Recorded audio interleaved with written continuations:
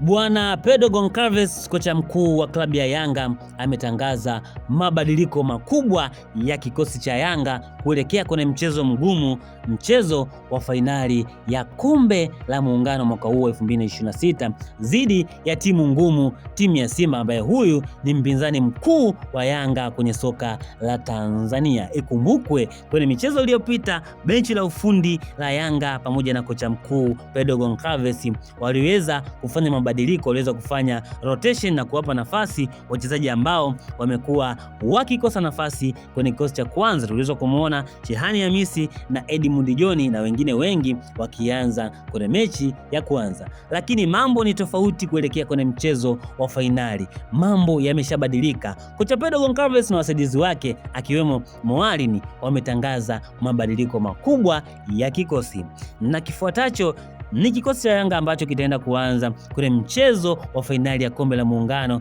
dhidi ya Simba hapa visiwani Zanzibar. Golini ataanza golikipa mzoefu, mimi napenda kumuita mikono 100, golikipa Djigui Diarra, na anaanza yeye kutokana na uzoefu wake na kiwango chake kimekuwa ni kikubwa sana, na hata kwenye dabi iliyopita kutokana na yeye kuweza kuokoa michomo mingi aliweza kupewa man of the match. Na ikumbuke ya kwamba Djigui Diarra ni golikipa nambari 1 wa timu ya taifa ya Mali. Ukiangalia Mali wana magolikipa wengi wanaocheza nje ya Afrika ikiwemo Ufaransa, lakini Djigui Diarra kwa ubora wake anaenda kuanza na anakuwa nambari 1 kwa sababu Djigui Diarra ana faida mbili.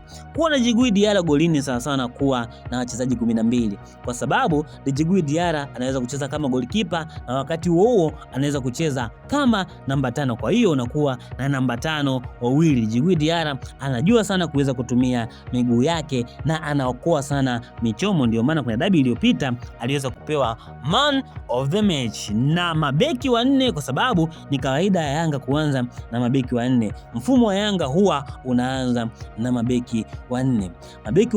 Mabeki wawili wa katikati atakuwa ni Ibrahimu Abdullah Baka.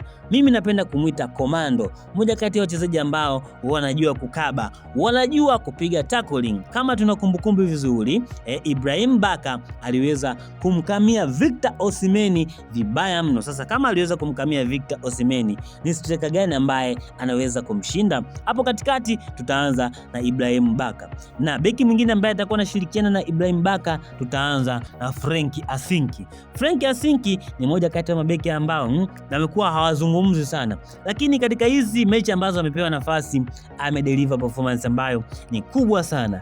Ndio maana tumemwamini na tutaanza na yeye katikati atakuwa Ibra Baka na Frenkie Asinki. Endapo Dickson Job angekuwa mzima, angekuwa hana majeruhi, basi angeweza kuanza pale katikati. Tunaanza na Ibra Baka na Frenkie Asinki.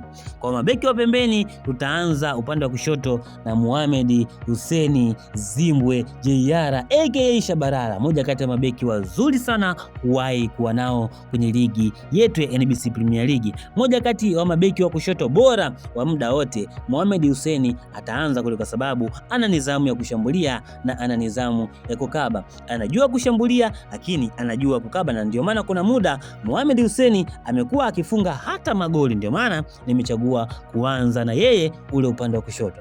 Upande wa kulia nitaanza na kijana mdogo ambaye alipambania namba na Kapombe pale Simba, lakini mambo yakawa magumu, ikabidi aweze kuhamia upande wa pili timu ya Yanga. Kwa hiyo upande wa kulia nitaanza na Isla Patrick Mwenda, moja kati ya mabeki ambao wanajua sana kukaba. Na ukiangalia mawinga wengi wa Simba, mawinga ambao wana kasi, wako shapu, wanapiga chenga, wana skills. Kwa hiyo ili kuwazuia mawinga hawa unahitaji wachezaji kama Israel Patrick Mwenda, kwa sababu Israel Patrick Mwenda yuko vizuri sana kwenye masuala mazima ya kukaba. Endapo Kwasi Atola yao angekuwa fiti kama misimu ile ambapo kwa anafika Tanzania, basi tungeanza na yeye, lakini Kwasi Atola yao kwa sasa hayuko fiti. Kwa hiyo tutaanza na Israeli Patrick Mwenda, moja kati ya mabeki wazuri ambao tunao kwa sasa katika ligi yetu ya NBC Premier League. Kwenye safu ya viungo nitaanza na viungo watatu, viungo wawili wa kabaji na kiungo mmoja mshambuliaji. Kwenye viungo wawili wa kabaji chini kabisa nitaanza na Damaro. Damaro Mtanzania huyu amekuwa ni mtu ambaye yuko vizuri sana kwenye masuala mazima ya kukata umeme. Jamani, anajua kukaba. Na hata ukiangalia goli ambalo aliweza kufunga Yanga, goli la kwanza, Damaro aliweza kuupoka mpira kwa Faisali na akaweza kumpasia Alan Okello ambaye aliweza kumpasia Prince Dube, na Yanga waliweza kupata goli kwa njia hiyo, kwa sababu Damaro ni mkata umeme ambaye ni adimu sana hapa Tanzania. Jamani, anajua sana kukata umeme. Na kiungo mwingine ambaye atakuwa anasaidiana naye ni Duke Oga Abuya. Huyu yeye tutakuwa tunamtumia kama kiungo mkabaji pale ambapo timu itakuwa haina mpira, kwa sababu ni mzuri sana kuweza kucontrol tempo pale katikati. Yeye ndo anaamua timu ichezaje, mchezo uaje pale katikati, na kipindi tunashambulia basi atakuwa anaongezeka kule ili kuweza kuongeza idadi ya watu, kwa sababu ni mzuri pia kwenye masuala mazima ya kupiga mashuti ya mbali. Kwa hiyo huyu tutamtumia kama box to box midfield, atakuwa ana impact kwenye maboksi yote mawili, wakati huo backline inalindwa na Damaro. Na kiungo mshambuliaji nitaenda kumtumia Maxi Mpia Nzengeli. Huyu kijana aliweza kuadhibu watu wa Azam FC waliweza kuadhibiwa na Nzengeli, kwa sababu kwa sasa toka ameweza kuja kocha msaidizi Mwalini ameweza kupewa majukumu rahisi sana kijana Maxi Mpia Nzengeli. Kwa hiyo kuna ile nafasi ya kiungo mshambuliaji tutampa Nzengeli, lakini Nzengeli ukiachana kushambulia, kuna muda anaweza kukuofa kukaba, kwa sababu timu isipokuwa na mpira ana work rate nzuri, anakimbia sana uwanjani. Kwa hiyo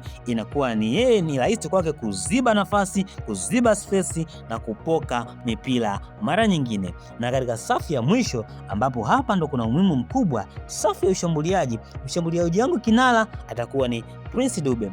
Ukizingatia kwa sasa Prince Dube ana form nzuri, unaweza kusema ni fomu ya maisha yake, kwa sababu ameweza kutupia kamba kwenye mechi back to back, mechi za ligi amefunga, mechi za muungano ameweza kufunga zote mbili. Kwa hiyo nitaanza na Prince Dube kutokea kule Zimbabwe. Upande wa kulia na kushoto, upande wa kushoto nitaanza na Alan Okello. Mimi napenda kumuita the star boy from Uganda, kijana ambaye of course kipindi anafika hapa Tanzania watu wengi walimbeza kwamba kijana hajui mpira, kijana hivi na vile, lakini ameanza kucheza vizuri, anaanza kufunga midomo wachambuzi wa soka wa hovyo ambao walikuwa wakimzungumzia vibaya Alan Okello, Starboy from Uganda. Yeye atacheza upande wa kushoto, ambapo atakuwa anaingia ndani kidogo ili kuweza kuona nafasi za kupiga pasi kwa washambuliaji wake na Prince Dube. Na mshambuliaji wangu wa mwisho ni man of the match wa mechi hiyo, naamini Pacome Zouzoua akiwa katika fomu yake, basi